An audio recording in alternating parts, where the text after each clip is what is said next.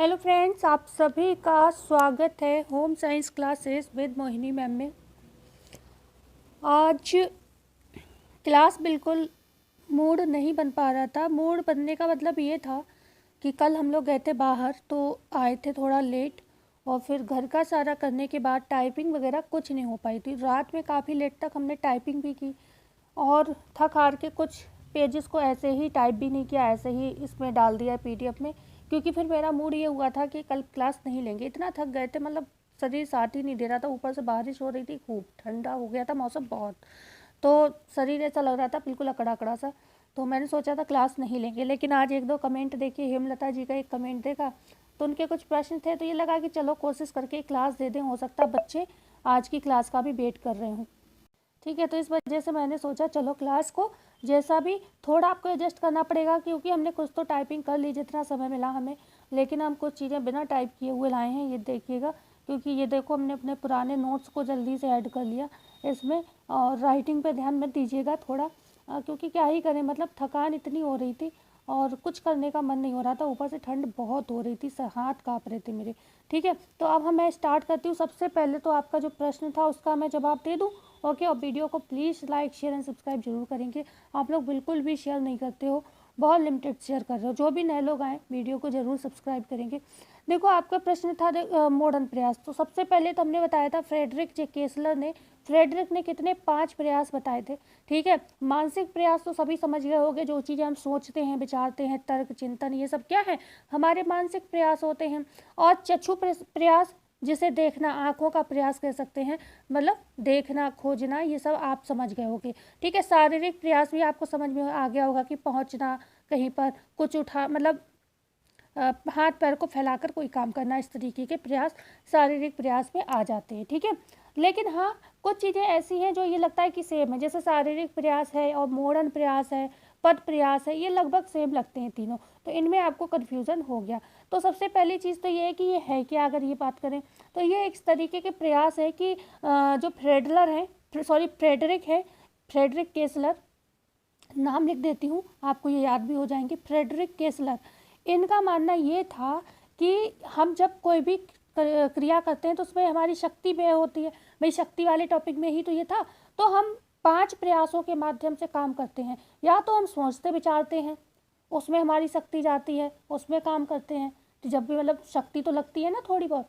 या फिर हम शारीरिक काम करते हैं तब हमारी शक्ति लगती है। या फिर हम पद प्रयास मतलब चलना, चल रहे हैं। ठीक है, शारीरिक प्रयास में चलना नहीं लिखा है। ठीक है, चढ़ना तो लिखा होगा लेकिन चलना नहीं लिखा है। ओके, मतलब सीधे सीधे चढ़ रहे हो। लेकिन पद प्रयास में चल रहे हो, हिल रहे हो, डुल रहे हो, खड़े हो। ठीक है, ये सारी चीज़ें आ रही हैं। और शारीरिक प्रयास में कोई आप क्रिया कर रहे हो, जैसे कि कहीं पर पहुंचने की क्रिया कर रहे हो, कुछ फैलाने की क्रिया कर रहे हो, कुछ समेट रहे हो, कुछ लिख रहे हो, कुछ उठा रहे हो, कि खींच रहे हो, दबा रहे हो कोई चीज़, चढ़ा रहे हो कोई चीज़। ठीक है, तो ये क्या है, ये आप शारीरिक क्रिया कर रहे हो, मतलब एक तरीके की क्रिया कर रहे हो। पद प्रयास में क्या है, सीधे आप चलते चले जा रहे हो। ठीक है, या वही हिल रहे हो। ठीक है, या फिर खड़े होकर कुछ काम, खड़े हो मतलब सीधे खड़े हो, या घुटने को मोड़ रहे हो। ठीक है, हालांकि घुटना मोड़ना मॉडर्न प्रयास में आ जाएगा, लेकिन पता नहीं क्यों यहाँ पर ये या तो धोखे में लिख दिया गया है, पद प्रयास में भी दिया हुआ है, मॉडर्न प्रयास में भी दिया है। तो ये घुटना मोड़ना आप मॉडर्न प्रयास में रखिएगा, पद प्रयास में शायद ये टाइपिंग एरर है बुक के अंदर। ठीक है, तो क्लियर हुआ। मॉडर्न प्रयास क्या होता है, मॉडर्न प्रयास आपका क्वेश्चन था, मॉडर्न प्रयास क्या होता है। तो मॉडर्न प्रयास जब हम झुकते हैं, ओके, झुक रहे हैं। पद प्रयास में हम झुक नहीं रहते। ये मॉडर्न एक जगह पे लिखा है, बकाया सब जगह क्या है, चल रहे हैं, हिल रहे हैं, डुल रहे हैं, खड़े हैं। ठीक है, लेकिन मॉडर्न प्रयास में झुक रहे हैं, उठ, झुकना, झुके फिर उठोगे भी तो ना, जैसे जमीन पे झुके फिर झुक उससे उठोगे, फिर आप बैठ गए, फिर मन किया तो बैठ गए। ठीक है, फिर एड़ी के बल, कभी आप देखते हो कुछ लोग बैठ जाते हैं जमीन पे। ठीक है, घुटनों के बल बैठना, कई बार हम लोग जैसे खासतौर से पूजा करते हैं तो हम लोग घुटनों के बल बैठ के हाथ जोड़ते हैं। तो ये मॉडर्न प्रयास है, जहाँ पर आपका शरीर मुड़ रहा है। ठीक है ना, झुक रहे हो तो भी शरीर झुकेगा, तो समझो मुड़ा है थोड़ा सा।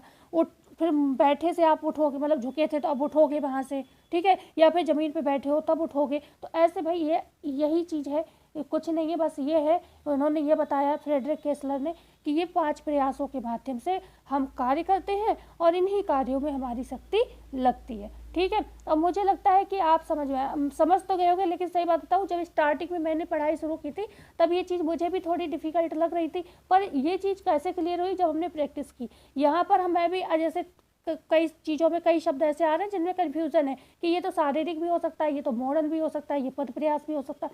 लेकिन जब आप प्रैक्टिस करते हो ना, तो प्रैक्टिस में ये प्रश्न उसी तरीके से आते हैं, बिल्कुल आपका आंसर, मेरा कभी ये आंसर गलत नहीं होता है। ठीक है, तो मैं आपको इस तरीके से, तो इस पर थोड़ा प्रैक्टिस का फोकस कर लीजिएगा। जहाँ पर भी ऐसे प्रश्न मिले, बकाया मैं तो कराऊंगी ही प्रैक्टिस, अभी जब टॉपिक थोड़ा कंप्लीट हो जाए। आज हम फर्नीचर पढ़ेंगे। फर्नीचर का महत्व क्या है, ठीक है, महत्व क्या है, इंपॉर्टेंस पढ़ेंगे फर्नीचर की, भाई हमें फर्नीचर की आवश्यकता क्यों होती है। ओके, रहन सहन को सुविधाजनक बनाने के लिए हम फर्नीचर का प्रयोग करते हैं। हमने शक्ति व्यवस्थापन में भी पढ़ा था कि कुछ काम हम आराम से सोफे पर बैठकर करते हैं तो हमारी शक्ति कम लगती है। ठीक है, तो समय शक्ति की बचत के दृष्टिकोण से भी हम फर्नीचर का प्रयोग करते हैं। संग्रहण के लिए, संग्रहण मतलब हम सामान, जैसे कि बहुत सारे लोगों के डबल बेड में क्या होता होगा, स्टोरेज का व्यवस्था रहता है, ठीक है ना, जैसे कि मेरे में भी है। ठीक है, तो ये क्या है, संग्रहण की व्यवस्था होना। या फिर फर्नीचर क्या है, लकड़ी का हो, चाहे टीन का हो, चाहे आपका लोहे का, ये सब फर्नीचर ही कहलाते हैं। तो हम कपड़े रखते हैं, तो सेफ है, जो अलमीरा है आपकी, वो भी क्या है, वो भी संग्रहण का स्थान है। ठीक है, सज्जा के दृष्टिकोण से हम सुंदर सुंदर फर्नीचर लाते हैं घर को सजाने के लिए। ओके, स्वास्थ्य के दृष्टिकोण से वही बात होगी, जब यहाँ पर हमारी समय शक्ति बचेगी, ठीक है, तो हमारा रहन सहन सही रहेगा और हमारा स्वास्थ्य भी बना रहेगा। हम उल्टे सीधे कहीं पे बैठेंगे तो हमारे शरीर में कमर दर्द, ये दर्द, वो दर्द वाली समस्याएं बढ़ जाएंगी। ठीक है ना, और कार्य क्षमता हमारी बढ़ेगी। जब हम हर तरफ से स्वस्थ रहेंगे तो हमारी कार्य क्षमता भी सही रहेगी, है ना। तो ये सारी चीज़ें एक दूसरे से संबंधित है। तो फर्नीचर की ये इंपॉर्टेंस है आपके, लगभग कितने, 6 इंपॉर्टेंस है। ओके, तो यहाँ पर 6 इंपॉर्टेंस है। रहन सहन को सुविधाजनक बनाना, समय शक्ति एवं बचत की समय शक्ति की बचत के दृष्टिकोण से, संग्रहण के लिए, सज्जा के दृष्टिकोण से, स्वास्थ्य के दृष्टिकोण से और कार्य क्षमता में वृद्धि के दृष्टिकोण से। ओके, तो यहाँ पर आपके ये थी महत्व। अब बात आती फर्नीचर क्या है, इसकी परिभाषा देख लेते हैं। ऐसी सभी वस्तुओं को जिन्हें हम बैठने, सोने, पढ़ने, लिखने एवं संग्रह हेतु उपयोग में लाते हैं, उन्हें हम फर्नीचर कहते हैं। ओके, जैसे आप टेबल को, चेयर का यूज़ करते हो पढ़ने लिखने के लिए, ओके, बैठने के लिए सोफ़ा सेट वगैरह का यूज़ करते हो, कपड़े वगैरह रखने को अलमीरा का यूज़ करते हो, तो ये सब क्या है, फर्नीचर के उदाहरण है। ओके, इतिहास की बात करते हैं फर्नीचर की। इतिहास से प्रश्न जो है फर्नीचर में काफ़ी पूछा जाता है, तो इसको याद रखिएगा। तो फर्नीचर का जो इतिहास है, हिस्ट्री ऑफ फर्नीचर, 15वीं शताब्दी के फर्नीचर की डिजाइन के विचार और नमूने प्राचीन ग्रीक और रोमन और इजिप्ट देश के लोगों की देन थे। मतलब फर्नीचर की शुरुआत कब से हो रही है, 15वीं शताब्दी से हो रही है। लेकिन ये ओवरऑल हिस्ट्री बता रहा है, जो हमारे देश से इतना संबंधित नहीं है जितना ग्रीक, रोमन और इजिप्ट से संबंधित है। लेकिन अगर आपसे इस तरीके का प्रश्न बने जिसमें कोई देश का नाम नहीं लिखा हो कि भारत का इतिहास या विदेश का इतिहास, तो आपको सीधे 15वीं शताब्दी आंसर देना है कि फर्नीचर का प्रारंभ कब से हुआ। तो 15वीं शताब्दी से फर्नीचर का प्रारंभ हुआ। ये जो डिज़ाइन थे कैसे थे, इनके डिज़ाइन के विचार, किस तरीके के नमूने बनाए जाते थे, ग्रीक देश के लोगों से संबंधित होते थे, रोमन देश, इजिप्ट के लोग जैसे रहते थे, उन्हीं के विचार भावनाओं के ये फर्नीचर होते थे। समय था 15वीं शताब्दी का। ये जो फर्नीचर थे, ये प्राचीन समय की फर्नीचर पवित्रता के सूचक थे। ठीक है, किसके, ये पवित्रता के सूचक थे। ये सुंदर लकड़ी, संगमरमर और कांस्य के बने होते थे। ठीक है, ओके, कांस्य मतलब ब्रॉन्ज। ओके, तो किसके, लकड़ी, संगमरमर और कांस्य के ये बने हुए होते थे। अब हम बात करते हैं विदेशों में फर्नीचर का इतिहास, हिस्ट्री ऑफ फर्नीचर। ठीक है, इन फॉरेन। ओके, तो history of furniture in foreign मतलब विदेशों में फर्नीचर का क्या इतिहास रहा, इसकी हम बात करते हैं। सबसे पहले बात करेंगे, 15वीं यहाँ पर भी दिया है, मतलब 15वीं शताब्दी से फर्नीचर जो थे लोग जानने लगे थे, फर्नीचर बनाए जाने लगे थे और लोग मतलब समझने लगे थे कि फर्नीचर किसे कहते हैं।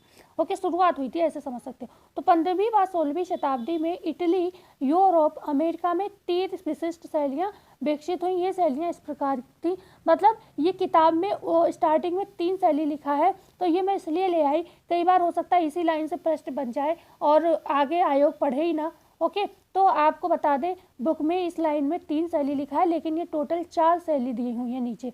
ओके, नीचे जब आप इन्हें पढ़ोगे तो अब आप जानोगे 4 शैलियाँ दी हैं, जैसे रीनेसेंस, बारोक, रोकोको और आपकी न्यू क्लासिक। तो ये 4 शैलियाँ हैं, लेकिन यहाँ पर 3 लिखा है। तो ये एक तो ये टाइपिंग एरर है, मुझे तो यही लग रहा है, लेकिन फिर भी मतलब कभी कभी हो सकता है आयोग आगे देखे ही नहीं, बस इतना ही उत्तर दे दे।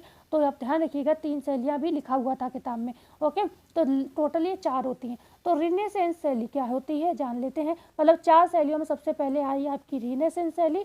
ओके, दूसरी है बारोक शैली, तीसरी है रोकोको शैली और लास्ट है न्यू क्लासिक शैली। तो रिनेसेंस शैली की हम बात करते हैं।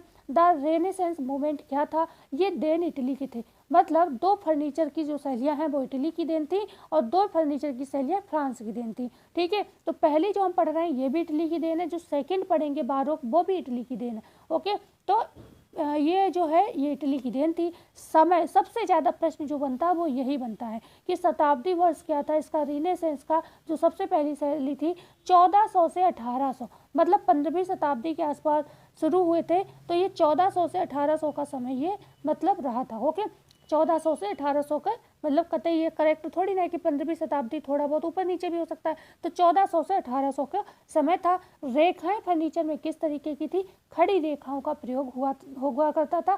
क्लासिक व सममितीय फर्नीचर होते थे। क्लासिक मतलब क्लासिक डिज़ाइन आप जानते हो, उससे कहते हैं जो चीज़ हमेशा रहती है, आज भी वो चीज़ है। ओके, क्लासिक मतलब ऐसी चीज़ होती है जैसे फैशन में आप जानते हो क्लासिक किसे कहते हैं, एक ऐसा फैशन जो कभी जाता ही नहीं, जैसे कि जीन्स। जीन्स कभी फैशन से बाहर होता ही नहीं है, हमेशा चलता रहता है। ठीक है, तो इस तरीके के फर्नीचर होते थे। क्लासिक व सममितीय मतलब समान डिजाइन के लंबे लंबे ये फर्नीचर होते थे। ओके, लंबे मतलब खड़ी रेखाओं का प्रयोग होता था। चित्र किसके बनते थे, इस पर मानव पशु व नक्काशी की जाती थी। मानव पशु के चित्र होते थे और नक्काशी डिजाइन मतलब डिजाइन में नक्काशी की जाती थी। लकड़ी फर्नीचर में किस चीज़ की प्रयोग की जाती थी, ओक व अखरोट की लकड़ी का प्रयोग यहाँ किया जाता था। वस्त्र कौन कौन से, जो ब्रोकेड है, दमस्क है, सोने चांदी के तंतु से मतलब जो जरी का काम जिस कपड़े पर होता है जिसे हम ब्रोकेड कहते हैं, दमस्क कहते हैं, ये जो होते हैं ना किससे, सोने चांदी से ही कड़े हुए होते हैं। तो सोने के तंतुओं वाले जो कपड़े थे वो इन पर चढ़ा मतलब इनसे अपहोल्स्ट्री का काम किया जाता था। भाई अपहोल्स्ट्री तो आप सभी लोग जानते हो। अपहोल्स्ट्री आप एक ऐसे फर्नीचर होते हैं ये जिन पर जो सोफे पर कपड़ा लगा होता है, तो इस पर कपड़ा लगा हुआ है ना। गद्देदार जो फर्नीचर होते हैं नॉर्मल घरों में यही फर्नीचर होते हैं, अब उन्हें हम अपहोल्स्ट्री कहते हैं। ओके, रंग क्या होते हैं, रंग मुख्य 3 होते हैं, सुनहरा, नीला और लाल। ओके, सुनहरा, नीला और लाल, ये 3 रंग इनमें प्रयोग होते थे सबसे पहले फर्नीचर में। और भाव क्या था, औपचारिकता का होता था, प्रतिष्ठा, गंभीरता, शांति का भाव ये फर्नीचर रखते थे। ओके, तो आई होप क्लियर हुआ होगा। एक बार वीडियो को लाइक कर देंगे, चैनल को, और नए आए हो तो जरूर सब्सक्राइब कर देंगे। 2 नंबर की टॉपिक की बात करेंगे, मतलब दूसरी शैली की बात करेंगे, बारोक शैली। द बारोक मूवमेंट क्या है, ये इटली की ही देन है। बस इसमें क्या याद रखना है आपको, ये याद रखना है शताब्दी 1550 से 1750। अभी हमने जो इससे पहले पढ़ी थी वो कैसी थी, वो 1400 से 1800 थी, 1400 से 1800 थी। ओके, न्यू क्लास रिनेसेंस शैली 1400 से 1800 थी। और बारोक कैसी है, बारोक है आपकी 1550 से 1750 तक।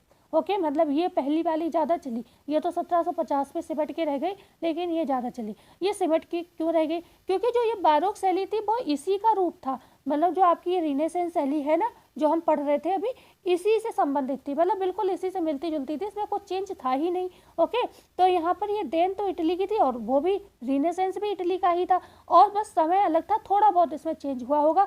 तो ये इस समय में विकसित हुए थे और बिल्कुल रिनेसेंस से मिलते जुलते डिजाइन थे। तो इसमें आपको एक्स्ट्रा कुछ नहीं पढ़ना है, मतलब आपको सारा यही याद रखना है। चित्र किसके होते थे, ओक व लकड़ी कौन सी होती थी, चित्र मानव पशु नक्काश मतलब मानव पशु की नक्काशी की जाती थी इन पर। ओके, लकड़ी ओक व अखरोट होती थी, वस्त्र आपको बता ही दिया, ये सारी चीज़ें ही इसमें भी प्रयोग की जाती थी। ओके, सेम होता था। ओके, तो आप इसको वही पढ़ लेना जो रिनेसेंस वाला, बस समय इसका अलग पढ़ लेना। ओके, अब हम बात करते हैं, देखो ये है रिनेसेंस के फर्नीचर, है खड़ी रेखा के लंबे लंबे फर्नीचर होते थे। ओके, खड़ी रेखा के ये लंबे लंबे फर्नीचर होते थे, दिख रहे हैं आपको।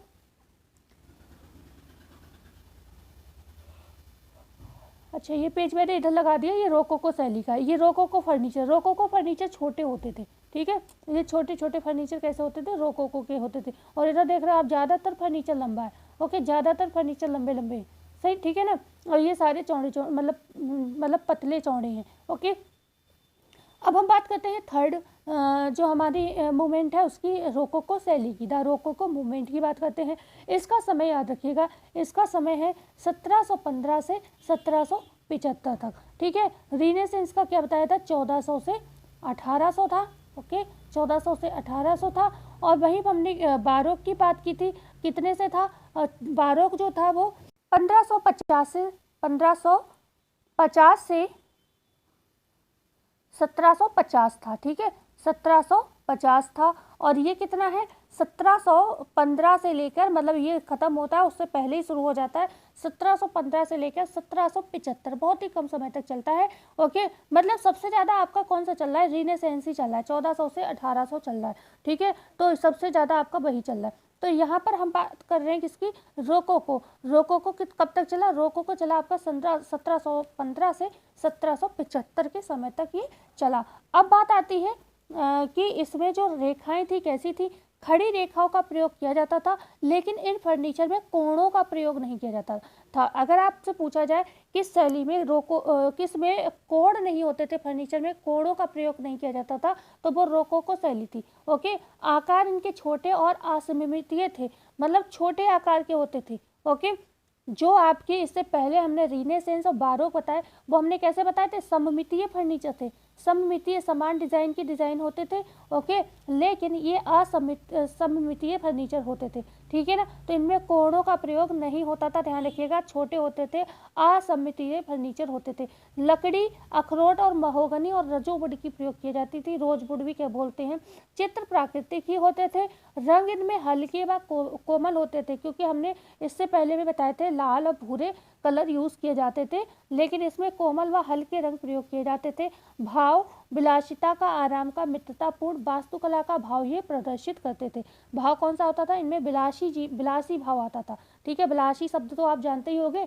ठीक है ना, और मित्रतापूर्ण होते थे, आराम पूर्ण होंगे तभी तो विलासिता कहलाएगा, ज़्यादा ही आराम होगा इस जिस चीज़ में। ओके, वास्तुकला मतलब नॉर्मल आराम तो सबको चाहिए, एक होता है ज़्यादा आराम में जो आ जाता है वो उसे विलासी कहते हैं। ओके, वास्तुकला का भाव ये प्रदर्शित करते थे। वास्तुकला आप जानते हो, ठीक है, वास्तुकला तो सभी जानते होंगे। न्यू क्लासिक शैली, द न्यू क्लासिक मूवमेंट क्या था उसकी बात कर लेते हैं। इसका समय 1775 से 1800 था। ओके, 1775 से 1800 था, मतलब 1800 तक ये चला। मतलब जो सबसे पहले वाला न्यू क्लासिक फर्नीचर है, वो न्यू क्लासिक का मतलब क्या है, क्लासिक का मतलब क्या है, न्यू क्लासिक नहीं, रीनेसेंस।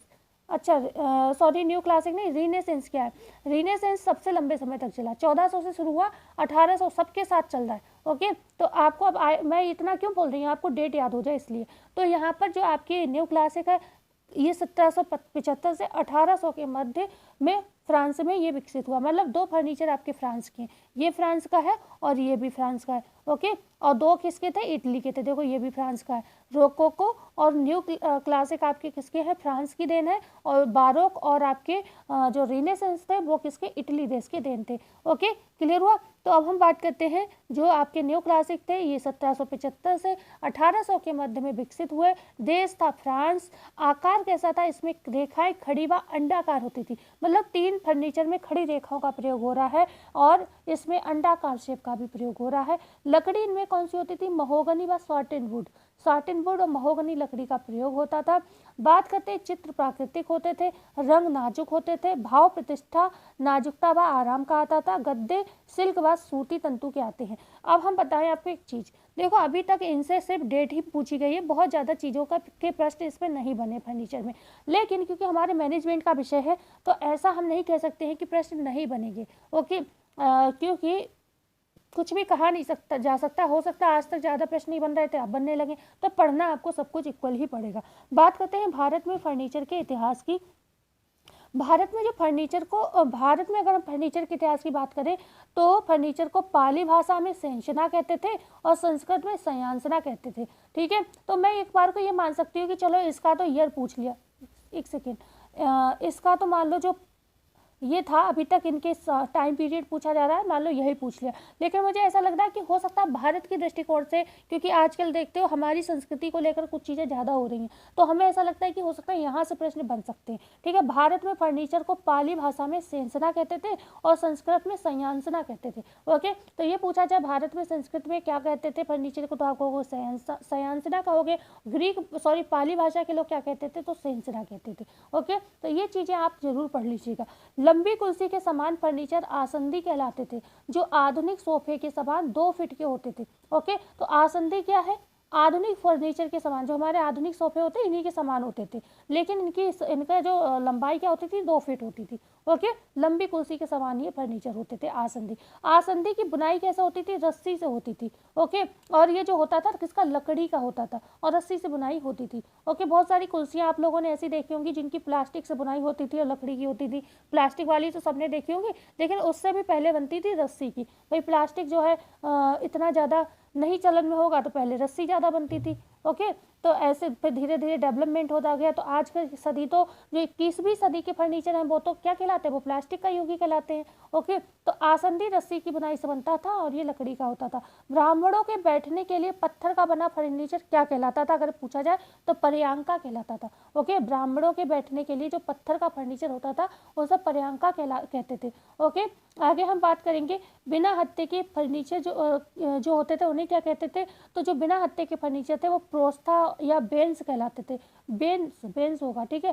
प्रोस्था और बेंस कहलाते थे बिना हत्थे वाले फर्नीचर। बहुत सी कुर्सियाँ आपने देखी होंगी जिनमें दोनों साइड हत्थे नहीं होते, खाली लंबी मतलब पीठ के बल बैठने की व्यवस्था होती है और नीचे कमर रखने की व्यवस्था होती है। ओके, तो ये क्या होते हैं? प्रोस्था और बेंस कहलाते हैं। बात करते हैं तलपा, बहया और सयाना क्या था? तो ये पलंग या कोच के प्रकार, जैसे पलंग नहीं होती है तो पलंग भी कोच भी एक पलंग की तरह होता था। तो तलपा, बहया और सयाना ये सब पलंग के ही एक प्रकार थे। मंका क्या है? मंका एक प्रकार की बेंच, जैसे टेबल नहीं होती तो एक बेंच थी। जो ये हमारा थोड़ा प्राचीन इतिहास की हम बात कर रहे हैं। ओके, लेकिन ये भारत की भी बात हो रही है। सारी चीज़ें जो हम पढ़ रहे हैं सब भारत के दृष्टिकोण से है। हमारे देश में इतना फर्नीचर ये चलता था, आज से नहीं कई समय पहले से। अब बात आती है फर्नीचर के वर्गीकरण की। वर्गीकरण कर लेते हैं। फर्नीचर का वर्गीकरण किस आधारों पर किया गया? मतलब 5 आधारों पर किया गया है। नंबर 1 कीमत के आधार पर, अकॉर्डिंग टू प्राइस। दूसरा पदार्थ के आधार पर, अकॉर्डिंग टू मटेरियल की किस मटेरियल से बना हुआ है फर्नीचर। शैली के आधार पर मतलब स्टाइल के आधार पर। और बात करते हैं बनावट के आधार पर, जिसे हम कंस्ट्रक्शन की किस तरीके से बनाया गया है। और उपयोग के आधार पर यूटिलिटी, जैसे अभी तक हम जो ये पढ़ रहे थे तो इस बनावट के आधार पर ही पढ़ रहे थे कि बिना हत्थे का फर्नीचर ये क्या बनावट है। ओके, बंका क्या है? एक तरीके की बेंच थी। तो ये सब क्या, ये एक बनावट की ही बात हो रही है। ओके, तो अब हम बात कर लेते हैं इन 5 का वर्गीकरण पता चल गया। वह ये प्रश्न बन सकते हैं, इन पर आप बिल्कुल ध्यान से पढ़िएगा, ये प्रश्न पूछे जा सकते हैं। ओके, क्योंकि इसमें सब नया पुराना सब ऐड हो जाएगा। तो कीमत के आधार पर, पदार्थ के आधार पर, शैली के आधार पर, बनावट के आधार पर, उपयोग के आधार पर फर्नीचर का वर्गीकरण पूछा जाए कितने आधार पर किया गया, तो आप कहोगे 5 आधार पर। कभी कभी ऐसे भी प्रश्न बन जाते हैं। ओके, अब कीमत के आधार पर फर्नीचर की बात कर लेते हैं। कीमत के आधार पर फर्नीचर का वर्गीकरण, चूंकि फर्नीचर कीमत की कई श्रेणियों में मिलते हैं, अतः कीमत के आधार पर इन्हें सस्ता फर्नीचर, लो कॉस्ट फर्नीचर, मध्यम कीमत का फर्नीचर, मीडियम कॉस्ट फर्नीचर और महंगा फर्नीचर, हाई कॉस्ट फर्नीचर के रूप में वर्गीकृत कर सकते हैं। इनका तुलनात्मक विवरण दे सकते हैं। तो मैं अब ये मानती हूँ कि यहाँ पर कुछ आपसे ज़्यादा नहीं पूछा जाएगा। ठीक है, इतना डीपली नहीं जाएंगे क्योंकि अभी तक इसका ईयर पूछा गया है, तो उससे आगे बढ़ेंगे तो इस टाइप के प्रश्न बढ़ेंगे या फिर वर्गीकरण तक पूछा जाएगा। लेकिन अब ये नहीं पूछा जाएगा हमारे हिसाब से अभी टीजीटी पीजीटी में कि सस्ता फर्नीचर क्या होता है, मध्यम कीमत का फर्नीचर क्या होता है, महंगा फर्नीचर क्या होता है। ठीक है, तो सस्ते पदार्थ से बने होंगे, सभी जानते हैं। सादे होंगे, भाई सस्ता है तो सादा भी होगा। परिसज्जा रहित होगा, भाई ज़्यादा परिसज्जा नहीं होगी।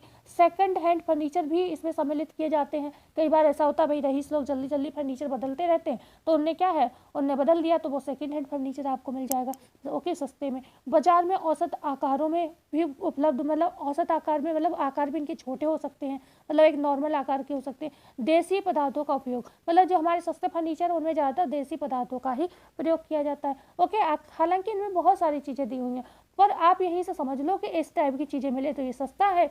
मध्यम कीमत मतलब मध्यम कीमत के पदार्थ से बनेंगे। आकर्षक होंगे, भाई इससे तो आकर्षक ही होंगे सस्ते वाले से। पॉलिश वगैरह इस पर हो सकती है। नए डिजाइन के भी फर्नीचर आपको इसमें मिल सकते हैं। भाई मध्यम कीमत की बात हो रही, मिडिल क्लास फैमिली की। अलग अलग आकारों में भी उपलब्ध मिल सकते हैं। ओके, यहाँ पर औसत आकार ही मिलेगा आपको। प्रांतीय पदार्थों का उपयोग, मतलब थोड़ा बहुत हमारे देश की और भी अन्य जगह की लकड़ियाँ आपको उसके फर्नीचर मिल सकते हैं। लेकिन आप महंगा फर्नीचर लाते हो तो महंगे पदार्थ से बने होंगे। ये विलासितापूर्ण जो रईसों के यहाँ होते हैं उस तरीके के फर्नीचर होंगे, जैसे ही बैठोगे लगेगा सो जाएं। ठीक है, महंगे परिसज्जा वाले नए फर्नीचर होंगे। ओके, आप जानते हो बड़े बड़े होटल में बेड दिखाते हैं, कितने अच्छे अच्छे फ्लफी उनके गद्दे होते हैं, है ना। कमरों के विशिष्ट आकार के अनुरूप और विदेशी पदार्थों का भी इसमें प्रयोग होता है। मतलब आपको जब ये महंगे फर्नीचर लेने होते तो ज़रूरी नहीं आपको देसी पदार्थ मिले, विदेशी पदार्थों का उपयोग भी इनमें हो सकता है। तो मैं कहने का तात्पर्य, मैंने जो मुझे लगा मैंने उतना बता दिया कि आप ऐसे समझ सकते हो कि महंगा फर्नीचर क्या होता है, सस्ता फर्नीचर क्या होता है और मध्यम कीमत का फर्नीचर क्या होता है। तो पहला हमने पढ़ लिया कीमत के आधार पर फर्नीचर। अब भैया ये मैं वही थकी हुई थी बहुत, तो मैं कर नहीं पा रही थी, तो ये मैंने बहुत पहले अपने नोट्स तैयार किए थे, आज के नहीं है, ये कम से कम हो गए होंगे 3-4 साल पुराने। ओके, तभी देखो कैसी कॉपी हो रही है सकल। तो हम बता देते पदार्थ के आधार पर क्या होते हैं। तो पदार्थ के आधार पर जैसे ठोस लकड़ी, जिसमें क्या होता है ठोस लकड़ी के फर्नीचर पदार्थ हो गया, एक लकड़ी क्या है पदार्थ है, ठीक है। तो इसमें क्या होता है बिना दिखने वाला भाग अन्य प्रकार की लकड़ी का बना होता है। जैसे कि सामने सामने तो क्या हुआ पदार्थ के आधार पर कि अच्छी लकड़ी लगा दी, आपको लगेगा भैया फर्नीचर तो बहुत बढ़िया है, लेकिन अंदर कपड़े के अंदर क्या लगा है आपको कतई कुछ पता नहीं है। तो बिना दिखने वाला भाग अन्य प्रकार की लकड़ी का बना होता है, इसे हम ठोस लकड़ी कहते हैं, ठोस लकड़ी वाला फर्नीचर कहते हैं। परतों वाली लकड़ी का फर्नीचर उदाहरण होगा इसका प्लाईवुड, ठीक है। ये ठोस लकड़ी से अधिक मजबूत व स्थायी होता है, क्योंकि अभी मैंने आपको बताया था जो ठोस लकड़ी होती है उसमें ऊपर तो सही होता है लेकिन अंदर वाला भाग पता ही नहीं होता है कि क्या कौन सी लकड़ी भरी हुई है। तो इससे ये क्या होता है अधिक मजबूत होता है। प्लाईवुड आपने देखा होगा, इसका बेस्ट उदाहरण है। मतलब प्लाईवुड में आपने नोटिस किया होगा कि लकड़ियों की परतें होती हैं, लेकिन प्लाईवुड में लकड़ी की परतें होती हैं। आगे इसको ध्यान से पढ़िए, लैमिनेटेड लकड़ी क्या होता है। इससे क्या होता है प्लाईवुड को ही एक दिशा में परतों में सेट किया जाता है। एक तो प्लाईवुड खुद ही परतों वाली लकड़ी है, मतलब परतें लगी हुई हैं लकड़ी की, ओके, मजबूत होता है ये। लेकिन यहाँ पर जो लैमिनेटेड लकड़ी होती है इसमें क्या होता है प्लाईवुड को ही एक दिशा में परतों में सेट कर दिया जाता है। जो ये प्लाईवुड ऑलरेडी इतना मजबूत है, उसके बाद लैमिनेटेड लकड़ी सेट कर दी जा रही है, मतलब उसमें तो प्लाईवुड की ही परतें लगा दी जा रही है, तो ये भी मजबूत होगा, ठीक है। और मिश्रित लकड़ी में एक से अधिक लकड़ियों का यूज किया जाता है। तो मिश्रित का तो आप मतलब समझते ही होंगे कि जहाँ पर चीज़ों का मिश्रण किया जाए, तो इसमें भी एक से अधिक लकड़ी का यूज़ किया जाता है। तो ये फर्नीचर आपके पदार्थ के आधार पर। एक होता प्लास्टिक का फर्नीचर, मैंने कहीं पर लिखा है अभी बताती हूँ। प्लास्टिक का फर्नीचर जो है आज 21वीं सदी का चमत्कार कहलाता है।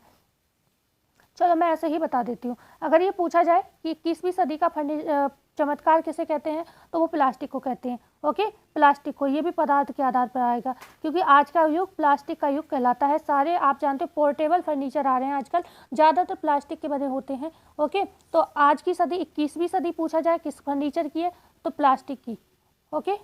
21वीं सदी किसकी है, प्लास्टिक की। बस ये याद रखिएगा, इतना ही है इसमें और कुछ ज़्यादा नहीं है, यही इंपॉर्टेंट है, ओके।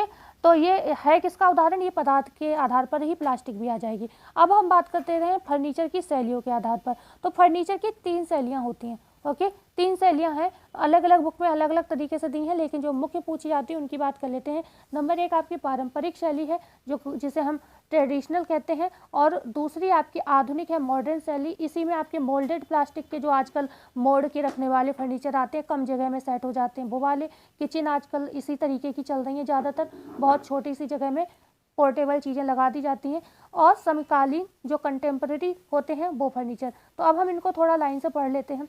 जो पारंपरिक शैली के फर्नीचर होते हैं, ट्रेडिशनल फर्नीचर होते हैं, वर्तमान में इस शैली को उपयोग में लाते समय स्केल और अलंकरण, ठीक है ना, अलंकरण में चेंज करते हैं, उस समय की विशिष्टता नष्ट नहीं होने देते। जैसे हमने पढ़ा था कि पहले जो फर्नीचर चलते थे, 4 शैलियाँ बताई थी हमने विदेशी, ओके। अगर वो उस शैली का कोई भी फर्नीचर बनाया जा रहा है तो वो बनाया तो आज के हिसाब से जाएगा, लेकिन उसकी जो भी खूबी है उसे नष्ट नहीं होने देंगे। जैसे सबसे पहले हमने पढ़ी थी रेनेसेंस शैली, उसमें क्या था, खड़ी रेखाओं का प्रयोग होता था, ठीक है। तो ये भी फर्नीचर आप देखोगे लंबे लंबे होंगे, खड़ी रेखा उनकी नष्ट नहीं की जाएगी, वो उनकी शैली है वो बनी रहेगी, पारंपरिक शैली बनी रहेगी। लेकिन भाई समय बदल गया है, ट्रेंड बदल गया है, तो समय के हिसाब से उसमें चेंज किया जाएगा, लेकिन उसकी जो विशिष्टता है उसे नष्ट होने नहीं देंगे, ठीक है ना। तो ये सारी चीज़ें पारंपरिक शैली के फर्नीचर में हम देखते हैं। दूसरा होता है आधुनिक फर्नीचर, जो मॉडर्न फर्नीचर होते हैं, इसमें मोल्डेड प्लास्टिक के फर्नीचर इसके उदाहरण है। ये पारंपरिक, आधुनिक व नवीन विचारधारा से संबंधित होते हैं, मतलब ये इनमें कोई फर्क नहीं पड़ता है। ये इनमें आप अपने हिसाब से चेंज कर सकते हो। ठीक है, पारंपरिक तो होते हैं लेकिन आधुनिक व नवीन विचारधारा से संबंधित होते हैं, क्योंकि फर्नीचर तो पहले बनाए जा चुके हैं, तो कहीं ना कहीं थॉट तो वहीं से लाते हैं कि फर्नीचर ऐसे बना सकते हैं, लेकिन इस तरीके से कोशिश की जाती है कि उसमें आधुनिक विचारधारा जो है दिखाई दे। जैसे इसमें क्या है, इसे बनाया तो जाएगा नए तरीके से, लेकिन ये सोचा जाएगा कि जो फर्नीचर हम यहाँ पर जिस शैली के फर्नीचर को हम बना रहे हैं वो नष्ट नहीं होनी चाहिए, ओके, उसकी खूबी बनी रहनी चाहिए। पर यहाँ पर इतना फर्क नहीं पड़ता है, आधुनिक तरीके से ये बनाए जाएंगे। आगे आते हैं समकालीन फर्नीचर, जिसे हम कंटेम्पररी कहते हैं। 20वीं शताब्दी में विकसित हुए ये केवल फैशन से प्रभावित नहीं बल्कि औपचारिकता, पवित्रता, आराम, खुशनुमा, सुंदरता, सरलता, नया स्वरूप, असामान्य अनुपात, आधुनिक पदार्थ, ठीक है ना, आदि का इस्तेमाल इसमें होता है। ये सभी गुण क्या होते हैं, इसके वातावरण सबके मद्देनजर ये फर्नीचर बनाए जाते हैं। मतलब एक इस तरीके का फर्नीचर है जिसमें हर चीज़ का ध्यान रखता है, फैशन का भी ध्यान रखा जाएगा, औपचारिकता का भी, पवित्रता का भी, आपको आराम भी मिले, कंफर्टेबल भी रहें, ठीक है, खुशनुमा। भाई फर्नीचर से भी अच्छा फर्नीचर हो तो माहौल अच्छा बनता है। मतलब ये ऐसा एक फर्नीचर है जिसमें हर चीज़ का ध्यान रखा जाता है। समकालीन फर्नीचर में हर चीज़ का, देखो सेकंड वाले में हमने क्या कहा, ये मोल्डेड फर्नीचर, इसमें क्या ध्यान रखा जाएगा, इसमें ये ध्यान रखा जाएगा कि कम जगह में भी फर्नीचर आपका सेट हो जाए, ठीक है ना, ज़्यादातर मोल्डेड फर्नीचर, ओके।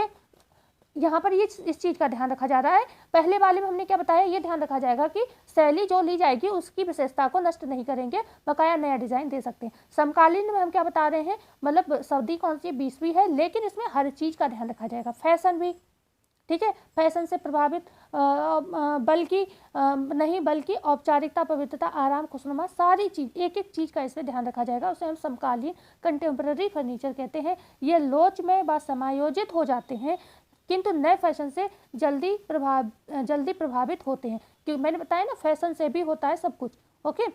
नए फैशन से जल्दी प्रभावित होते हैं, मतलब फैशन के हिसाब से ये चेंज भी हो जाते हैं, ओके। तो सारी चीज़ का इस पर इफेक्ट पड़ता है। तो ये इस तरीके के फर्नीचर होते हैं। अब बात करते हैं उपयोग के आधार पर। भाई हम आ गए, हालांकि हमारा ये तीसरा या चौथा वर्ग, अच्छा तीसरा पढ़ते हैं पहले। बनावट के आधार पर वर्गीकरण। बनावट के आधार पर कितने होते हैं, 2 होते हैं मेनली। फर्नीचर को 2 सामान्य श्रेणियों में विभाजित किया जा सकता है बनावट के आधार पर। हम पढ़ रहे हैं केस गुड्स, ओके, जिनमें chest, desk, table, book case और कुर्सियाँ सम्मिलित हैं, जिनमें कोई भी गद्देदार भाग नहीं हो। इस प्रकार के अधिकांश फर्नीचर लकड़ी के बने होते हैं। यद्यपि अन्य पदार्थों के भी फर्नीचर आजकल प्रचलित होते जा रहे हैं, लेकिन जो केस गुड्स, देखो ये जो कपड़ा है, ये जो फर्नीचर कैसा है, इसमें अपहोल्स्ट्री का प्रयोग नहीं होता, ओके। क्यों कहा मैंने ऐसा, बताइए। क्योंकि अपहोल्स्ट्री फर्नीचर वो होते हैं जिसमें कपड़ा लगा होता है, गद्दा लगा होता है, इसमें क्या लिखा है, गद्दे वाला भाग ही नहीं होता, ओके।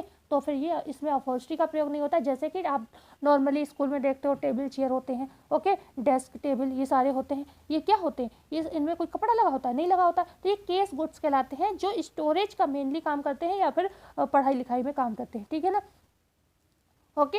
आगे हम बात करते हैं गद्देदार फर्नीचर। अपहोल्स्ट्री पर देखो है लिखा है अपहोल्स्टेड फर्नीचर, यहीं पर क्यों लिखा है, ये यहाँ पर क्यों नहीं लिखी है लाइन, क्योंकि इसमें कपड़ा लगा होता है, इसमें कपड़ा नहीं लगा होता। अपहोल्स्ट्री का मतलब ढकने वाले कपड़े से आप लोग क्या समझते हो कि हम लोग कपड़े को ढक देते, सोफे को ढक देते हैं, या जो फर्नीचर उसे जब ढक देते वो नहीं, उस पर जो लकड़ी लगी है उसको कपड़े से ऑलरेडी वो मार्केट से ढका हुआ आता है। आपके घर में ज़्यादातर सबके यहाँ फर्नीचर वैसा ही होगा, भाई सोफे वैसे ही होंगे जिनमें गद्दा वद्दा लगा हुआ होगा, ओके। वो पहले के समय में ज़्यादा वैसे चलते थे बिना गद्दे वाले। तो गद्देदार फर्नीचर सोफा और कुर्सी जो कि पूर्णतः या आंशिक रूप से गद्देदार होते हैं, और बेडिंग इसके अंतर्गत आते हैं। बेडिंग मतलब बेड वगैरह, इसके मतलब ऐसी चीज़ें आती हैं जिसमें हम रेस्ट वगैरह कर सकते हैं। तो बेडिंग के जो भी फर्नीचर होते हैं वो आपके अपहोल्स्टेड होते हैं, गद्देदार फर्नीचर के अंतर्गत आते हैं। ये बनावट के आधार पर हो गए। अब हम बात करते हैं उपयोग के आधार पर फर्नीचर का वर्गीकरण। उपयोग के आधार पर फर्नीचर का वर्गीकरण 2 रूपों में किया जा सकता है। ऐसे फर्नीचर जिन्हें आराम हेतु उपयोगों में लाया जाए, ठीक है। दूसरे ऐसे फर्नीचर जिसमें व्यक्ति चीज़ें रखता है। तो उपयोग आपका मन है, भाई आप आराम के लिए ला रहे हो। उपयोग का मतलब ये हो गया कि आप आराम करने के लिए लाए हो कि अपने कपड़े वगैरह समेटने के लिए लाए हो, बुक्स रखने को लाए हो, किस चीज़ के लिए लाए हो। तो ये आपके ऊपर, आपको पता होगा ना कि किस उपयोग के लिए फर्नीचर आप ले रहे हो, तो उस तरीके का फर्नीचर खरीदोगे। तो इसमें आराम हेतु जो फर्नीचर होते हैं वो भी आ जाते हैं। जो फर्नीचर व्यक्ति चीज़ें रखता है, मतलब स्टोरेज के लिए लाता है, वो हो जाते हैं। पहले श्रेणी में बैठने वाले और सोने वाले फर्नीचर सम्मिलित किए जाते हैं, जैसे कुर्सियाँ, सोफ़ा, बेंचेस और पलंग। और दूसरी श्रेणी में टेबल, केस गुड्स अर्थात चेस्ट, अलमारी। वही बात है ना, दूसरे में जो पहला क्या हो गया, वही अपहोल्स्ट्री वाला हो गया। भाई सोने के लिए हम कैसा लाते हैं, सोने के लिए हम लाते हैं कपड़े वाला फर्नीचर। दूसरी श्रेणी में क्या होगा, टेबल और केस गुड्स अर्थात टेबल, चेस्ट, अलमारी, डेस्क, संग्रह हेतु जो फर्नीचर होते हैं वो आएंगे। तो वो ये दोनों इसी में आ जाएंगे आपके उपयोग के आधार पर। भाई आप सोने के लिए अपहोल्स्ट्री वाला लाओगे जिसपे कपड़ा लगा हुआ हो, सोफे पे बैठते हो तो वो भी कपड़े वाला लाओगे आप। लेकिन स्टोरेज के लिए आप सीधे आपको अलमारियाँ मिलनी चाहिए कि उसमें सामान रख दो। उसमें आप क्या गद्दे बद्दे देखते हो, नहीं देखते हो, ठीक है। तो इसी में आपके केस गुड्स भी आ जाएंगे। तो ये आपकी बात करेंगे। देखिए ये भी मैं अपना जो भी है, अब मैं थोड़ा ये पढ़े भी मुझे टाइम हो गया, लेकिन मैं कोशिश करूँगी आपको, मतलब इसमें पढ़ने सब मेरे नोट्स हैं, मेरे पढ़े हुए हैं, लेकिन थोड़ा टाइम हो गया, रिवीजन नहीं हुआ है। फर्नीचर के दाग धब्बे छुड़ाने की बात, ये सारे प्रश्न तो पूछे जाते हैं, हर जगह पूछे जाते हैं। तो जो फर्नीचर के दाग धब्बे हैं वो कैसे छुड़ाएंगे, तो सिरका और पानी को मिलाओ, उससे साफ कर सकते हो। नॉर्मल फर्नीचर जो है आपका, उसको आप इससे साफ कर सकते हो। बकाया दाग ना लगे इसके लिए टेबल मैट का यूज़ कर सकते हो। ओके, फर्नीचर पर दाग ना लगे तो टेबल मैट का प्रयोग करो। जैसे टेबल है आपकी, तो टेबल पे मैट डाल दो तो उस पर दाग नहीं लगेगा। लेकिन फिर भी कई कंडीशन हो जाती है जब दाग धब्बे लग जाते हैं। तो जैसे आपके प्लाईवुड के धब्बे हैं, प्लाईवुड पर धब्बे लगे हुए हैं, प्लाईवुड होता है तो उस लकड़ी पे धब्बे लगे, तो आप किससे छुटाओगे, तो स्पिरिट व अमोनिया प्लस जो पॉलिश होती है ना वैक्स, इसको यूज़ करके आप छुटा सकते हो, ठीक है ना। ध्यान से सुनिएगा, जो प्लाईवुड के धब्बे हैं उसको कैसे छुड़ाओगे, स्पिरिट और अमोनिया को मिलाओगे प्लस उसमें पॉलिश वैक्स को मिला लोगे, ठीक है। और उसको मिलाकर क्या करोगे, एक पेस्ट बना लोगे और उसे धब्बे पे लगाओगे, छूट जाएगा। बहुत ही गंदा फर्नीचर हो गया तो नींबू और नमक को मिलाकर लगाने से उसे मतलब हल्के हल्के से आप रफ करोगे, साफ हो जाएगा। हल्दी दूध के दाग लग गए तो आप सूखे कोलगेट, जो दंत मंजन आता है ना सूखा कोलगेट, उससे साफ कर सकते हो। फर्नीचर पर पॉलिश लग गई है तो पॉलिश कैसे साफ करोगे, तो तारपीन व अलसी के तेल के दो भाग और साथ में मिथाइलेटेड स्पिरिट का व सिरके का एक भाग मिला लो और प्लस पेट्रोल भी मिला लो। मतलब क्या क्या चीज़ें मिलानी है अगर फर्नीचर पर पॉलिश का डाल का है, तारपीन, अलसी का तेल और मेथिलेटेड स्पिरिट और सिरका और साथ में पेट्रोल। अब इसका मैंने लिख तो मतलब कितना क्या मिलाना है ये भी दिया है, लेकिन इतना नहीं पूछा जाता है, सिर्फ यही पूछा जाता है कि फर्नीचर पर पॉलिश का दाग आप किससे छुड़ाओगे, तो आप तारपीन व अलसी के तेल से छुड़ा सकते हो, मेथिलेटेड स्पिरिट से छुड़ा सकते हो, सिरके से छुड़ा सकते हो और पेट्रोल से छुड़ा सकते हो, ठीक है। इनको मिलाकर घोल तैयार करना होगा। फर्नीचर के गड्ढे, फर्नीचर में गड्ढे, ये प्रश्न कितनी बार, ये प्रश्न कई बार पूछा गया है कि फर्नीचर के गड्ढे कैसे भरें, तो बैग्स से भरे जाते हैं। हालांकि कई जगह लकड़ी का बुरादा दिया है। ओके, एक बार मेरा भी कोई एग्जाम था, याद नहीं मुझे, उसमें भी पूछा गया था। तो मैंने एक बार अपने फादर इन लॉ को देखा था कि टेबल में कुछ हो गया था तो उन्होंने लकड़ी का बुरादा लिया और उसमें कुछ मिलाया, शायद ग्लू वगैरह होगा, और उसको उन्होंने भर दिया। तो मैंने वही लगा दिया कि लकड़ी का बुरादा भरते हैं। वो आंसर गलत हो गया क्योंकि उसमें बैग्स से भरते हैं उसको। ओके, तो ये ऐसे हो जाता है कि अनुभव भी फेल हो गया मेरा तो, ठीक है। तो पेंट के धब्बे अलसी से साफ करते हैं, पेंट के धब्बे अलसी से साफ करते हैं। हालांकि पेंट के धब्बे मिट्टी के तेल से भी साफ हो जाते हैं। खाने के चूने से कांच के दाग साफ हो जाते हैं। मतलब कांच है तो खाने वाला चूना लो, उससे साफ कर दो। बेंत का फर्नीचर, क्योंकि ये कांच है, प्लास्टिक है, लकड़ी है, लोहा है, ये सब फर्नीचर में आ जाते हैं। बेंत के फर्नीचर की चिकनाई को मिथाइलेटेड स्पिरिट से साफ करें। अगर बेंत के फर्नीचर पर चिकनाई लगी तो किससे, मिथिलेटेड स्पिरिट से साफ करें। भाई आप अच्छे से लिख लीजिएगा, ये मेरे बहुत पुराने नोट्स हैं, अब के नहीं है, ये कई मतलब साल हो गए। स्याही के धब्बे नींबू में नमक अथवा ऑक्जेलिक एसिड से साफ किए जाते हैं। जो स्याही के धब्बे होते हैं, नींबू में स्याही के धब्बे अगर लग जाए तो नींबू, नमक व ऑक्जेलिक एसिड से साफ कर सकते हो, ठीक है। रक्त के धब्बे हैं तो ठंडे पानी और थोड़ा नमक लगाकर आप साफ कर सकते हो। दवाई के धब्बे हैं तो गर्म पानी,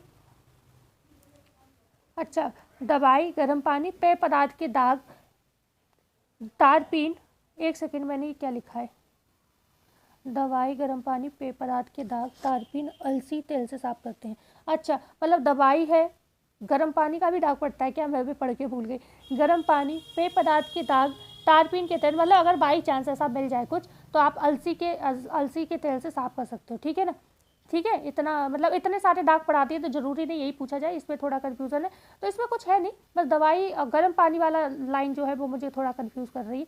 बकाया दवाई तो आता ही है, दवाई के दाग पड़ते हैं, आप जानते हैं। औषधि वाली दवाई अगर गिर जाए उसका दाग छूटता ही नहीं है, ठीक है। तो वो मतलब उसके लिए आपको कुछ विशेष उपचार ही करना पड़ेगा, ठीक है। तो तारपीन के तेल व अलसी के तेल से साफ़ कर सकते हो, ओके।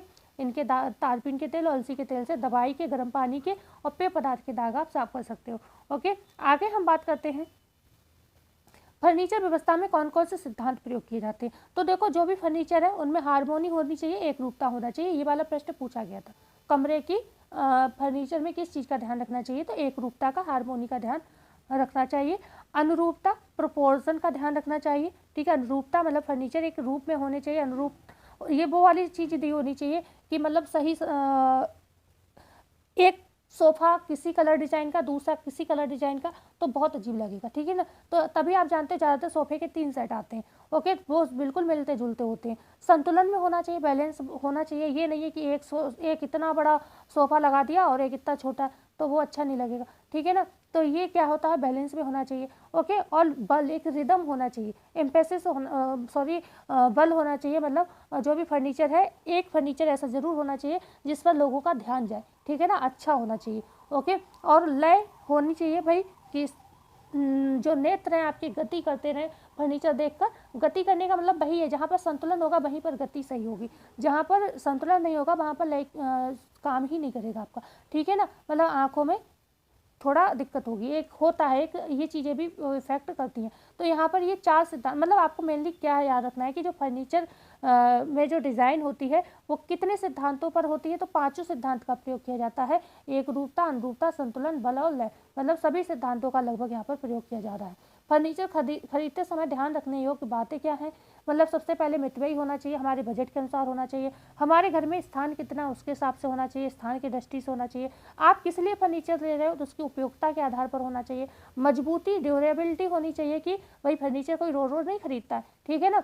जो रईस लोग हैं उनको छोड़ के बकाया कोई नहीं खरीदता रोज, तो यहाँ पर मजबूती का ध्यान रखना चाहिए। और सुंदरता भी होनी चाहिए भाई, आज के हिसाब से होनी चाहिए। आराम और सुविधाजनक भी होना चाहिए, रख रखाव का स्पेस भी होना चाहिए, ठीक है ना। क्योंकि आजकल जानते हो छोटे छोटे घर होते हैं और उनमें अगर बेड अगर आपने बनवाया और नीचे उसमें बॉक्स नहीं है सामान रखने को, तो आपको समस्या होगी। आपको कम से कम, हमारे यहाँ जो बॉक्स होते हैं बेड में, हमारा काफ़ी सारा सामान उसमें आ जाता है, ठीक है ना। तो रख रखाव के दृष्टिकोण से भी फर्नीचर का ध्यान रखना चाहिए। सुरुचि मतलब आपकी रुचि के अनुसार होने चाहिए, स्थायी अस्थायी अवस्था के अनुसार होनी चाहिए। तो ये बहुत सारी चीज़ें हैं। अभिव्यंजकता, माप, शैली, आकार, इन सब चीज़ों का ध्यान रखकर फर्नीचर बनवाना चाहिए, ओके। और पारिवारिक पसंद भी होनी चाहिए, मतलब फैमिली में जो भी लोग हैं उन सबकी पसंद के हिसाब से फर्नीचर होना चाहिए, ओके। बातचीत की, अब यहाँ पर बहुत इंपॉर्टेंट चीज़ें आएंगी। बातचीत की सुविधा की दृष्टि से फर्नीचर इस प्रकार व्यवस्थित करना चाहिए कि व्यक्तियों के बीच की दूरी 6 से 8 फीट से अधिक ना हो। मतलब अगर आपसे प्रश्न, और ये प्रश्न पूछा गया है, मुझे ऐसा याद आ रहा है कि 2 व्यक्ति अगर बातचीत कर रहे हैं और बैठे हुए हैं आसपास, ऐसा समझो, तो उनके जो फर्नीचर है, मतलब 2 लोग 2 सोफे पे बैठे हैं, तो उनके फर्नीचर पर कितनी दूरी होनी चाहिए, तो 6 से 8 फीट दूरी इससे अधिक नहीं होनी चाहिए, ठीक है। 6 से 8 फीट तक की दूरी होनी चाहिए, जिससे उन दोनों को एक दूसरे की बातें सुनाई और समझ आए, ठीक है, ओके। आगे हम बात करें आधुनिक बैठक कक्ष कैसे होते हैं, तो एल आकार के होते हैं। आपसे रसोई पूछा गया, यू आकार के होते हैं, ओके। मतलब इंपॉर्टेंट जो होता है, ज़्यादा अच्छा जो रसोई होता है वो यू आकार का होता है। वैसे तो 1 दीवार वाला, 2 दीवार वाला, यू आकार, एल आकार सब होते हैं, लेकिन आधुनिक बैठक कक्ष किस आकार की होती है, तो एल आकार की होती है। ध्यान रखिएगा, ये प्रश्न पूछा जा सकता है। 4 व्यक्तियों के भोजन के लिए कम से कम 8 वर्ग फीट स्थान उचित है। मतलब अगर आपसे पूछा जाए 4 व्यक्ति, मतलब ज़्यादातर हमारी फैमिली जो मेन मानी जाती है वो उसमें हम 2 हमारे 2 आते हैं, तो 4 लोग हो गए ना। तो जो हम 2 हमारे 2 वाली फैमिली है, तो उसमें जो फर्नीचर है उसका उचित स्थान क्या रहेगा, तो 8 वर्ग फीट रहेगा, ठीक है। बिस्तर बनाने हेतु, तो अगर आप बिस्तर बनाने की जगह कर रहे हो तो वहाँ पर आपको कितनी जगह होनी चाहिए, तो कम से कम 22 इंच की जगह होनी, 22 फीट की जगह होनी चाहिए। अलमारी के सामने का स्थान कितना होना चाहिए जिससे अलमारी आसानी से खोली बंद की जा सके, तो 36, ठीक है ना। ड्रेसिंग हेतु स्थान कितना होना चाहिए, तो 36 से 42। और ड्रेसर के सामने का स्थान, ड्रेसर जब आप तैयार होते हो तो 40, ठीक है, 40 इंच का स्थान वहाँ पर छूटना चाहिए, ठीक है, जो आप आराम से अपनी केयर कर सको खड़े होके। तो ये चीज़ें मेरे हिसाब से बहुत इंपॉर्टेंट है, क्योंकि इसमें सीधे सीधे प्रश्न बन रहा है और आयोग उठा सकता है कि बिस्तर बनाने हैं तो आपको कितना जगह चाहिए, तो 22 इंच का जगह चाहिए, अलमारी के सामने 36 इंच का जगह चाहिए, ड्रेसिंग है तो स्थान कितना चाहिए, तो 36 से 42 चाहिए, और ड्रेसर के सामने 40 इंच का स्थान होना चाहिए, ठीक है ना। तो ये सारे हमारे हिसाब से क्लास आज आपकी इतनी कंप्लीट होती है। आई होप वीडियो अच्छी लगी होगी, तो वीडियो को लाइक शेयर एंड सब्सक्राइब जरूर करिएगा। मिलते हैं कल नई वीडियो में नई जानकारी के साथ, जब तक के लिए धन्यवाद।